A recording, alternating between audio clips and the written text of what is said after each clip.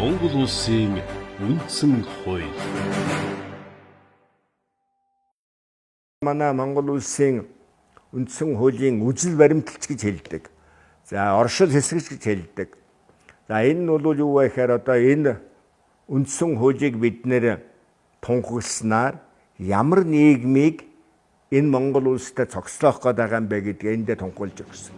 За энэ нийгмээ бол бид нар бол одоо хуучин өмнөх нийгмийн байгууллагыг одоо социализм байгууламж гэдэг юм уу, коммунизм байгууламж гэдэг юм уу, ийм утгаар бол энэ оршил хэсэгтээ тунхаглаагүй. Ямар нийгмийг одоо цогцлон хөгжүүлэх юм бэ гэвэл нэг гурван шин чанартай нийгмийг одоо цогцлон хөгжүүлнэ гэдгийг бол энэ оршил хэсэгт тодорхойлсон.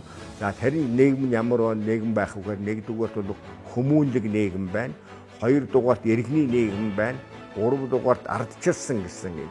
Тийм учраас эх орондоо хүмүүнлэг иргэний ардчилсан нийгмийг цогцлон хөгжүүлэхийн төлөө бид нэр энэ үндсэн хуулийг тунхаглаж яана гэж ингэж хэлдэг. За энэ дөрөв дэх пунктыг бол манай Монгол улсын үндсэн хуулийн суурь үзэл баримтлал гэдэг. За хүмүүнлэг нийгэм гэж одоо ямар нийгмийг хэлдэг юм бэ гэхээр хүнийг бүх үйл ажиллагааныхаа үзэл баримтлалынхаа бодлогынхаа төвд хүнийг тавьсан хүн төвтэй нийгмийг, хүнийг дээдлсэн, хүний эрх хэрэгчлөө, хүний үндсэнийг чухалчилж үзсэн тийм нийгмийг бид нэр цогцлон хөгжүүлнэ гэж хэлж байгаа.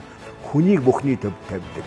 Шудраг хуваарлтыг одоо эдийн засгийн амьдралын хүрээнд зарчим болгосон ч гэдэг юм уу. За эрх зүйн тогтолцооныхаа төвд бол хүний эрх хэрэгчлөөг тавина. Ямар нэгэн хууль одоо ингээд тогтоохтой бол түүнийг одоо шалгах үндсэн шалгуур нь бол хүний эрх хэрэгчлөөг хамгаалж ийн үгүй юу? Эсвэл эрх баригчдын ч гэдэг юм уу тухайн төрийн тогтолцооны эрх ашгийг хамгаалж ийн үгүй юу ч гэдэг юм уу? Энэ зүйлийг бол одоо шалгуур болгоод харахад л бол хүний эрх хэрэгчлөө номер 1 одоо асуудал байна гэдэг. Ийм нийгмийг бид нар бол хүмүүнлэг нийгэм гэж ангилж байгаа. За иргэний нийгмийг цогцлон хөгжүүлнэ гэдэг нь одоо юу вэ гэхээр иргэний нийгэм гэдэг бол одоо хүн хамгийн чөлөөтэй эрх хэрэгчлөөтэй амьдрах тэр орчныг бүрдүүлсэн тийм нийгмийг бид нэр цогцлон хөгжүүлнэ гэж ингэж ойлгож болно. Өөрөөр хэлбэл хүн одоо хамгийн одоо амар амгалан эрх чөлөөтэй айх аюул айдасгүй тийм нийгмийн орчныг бол хүмүүстэй бүрдүүлж өгнө гэж байгаа. Тийм нийгмийг бол бид нэр юу гэж нэрлэхгүйгээр иргэний нийгэм гэдэг. За нөгөө талаас иргэний нийгэм гэдэг бол төрөө хэмжээдэг.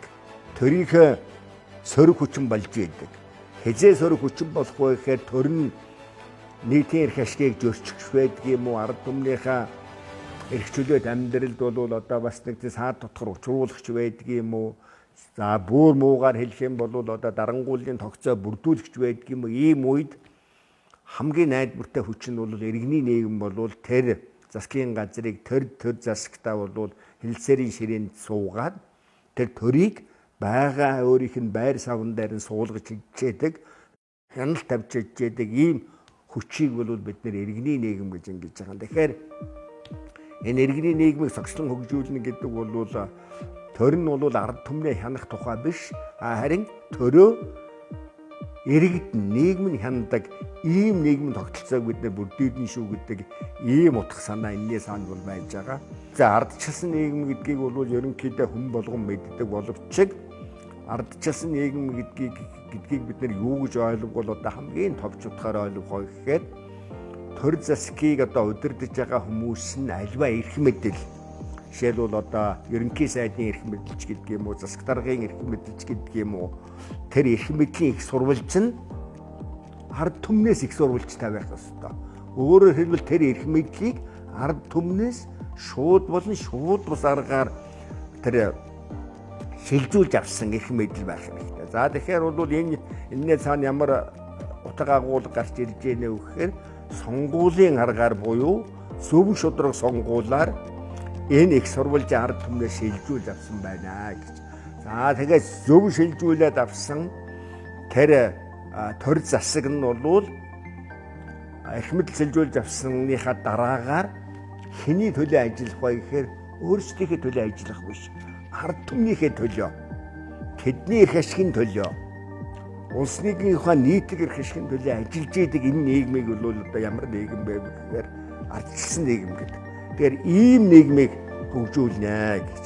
Тэгэхээр бол хүмүүнлэг ардчилсан иргэний нийгмийг зохицон хөгжүүлнэ гэж одоо энийг одоо тунхагласнаар хүний үндсэнийг нэгдүгээр тавьсан, хүний эрх чөлөөтэй амьдрах орчныг бүрдүүлсэн, засаг төр нь ард түмнийхээ хяналтанд байдаг, ард түмнээсээ эрх мэдэл шилжүүлж аваад буцаа түүнийхээ төлөө ажилдаг ийм нийгмийг бид нэр одоо хөгжүүлэх гэж байгаа юм шүү гэж одоо энэ 92 оны үндсэн хуулиар тунхагласан юм аа.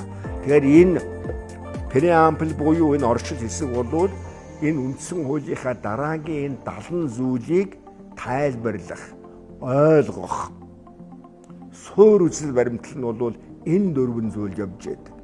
Үндсэн хуулийн ард байж байгаа зарим зүйлүүдийг одоо энийг яаж ойлгох юм болоо гэж жаахан эргэлзээтэй маргаантай асуудал гарах юм бол энэ оршил хэсгэлүүгээ хандаад энд чинь ингэж одоо тунхагласан учраас энэ ард байж байгаа зүйл заалтыг бол одоо ингэж ойлгох юм байна гэдэг үүднээс энэ үндсэн хуулийг тайлбарлах, хэрэглэх, суур үзэл баримтлал нь хөтчин залуур чиглүүлэл болсон ийм 4 зүйл одоо Монгол улсын үндсэн хуулийн оршил хэсгэд бол тусгагдсан байна гэж ингэж хэлж болно.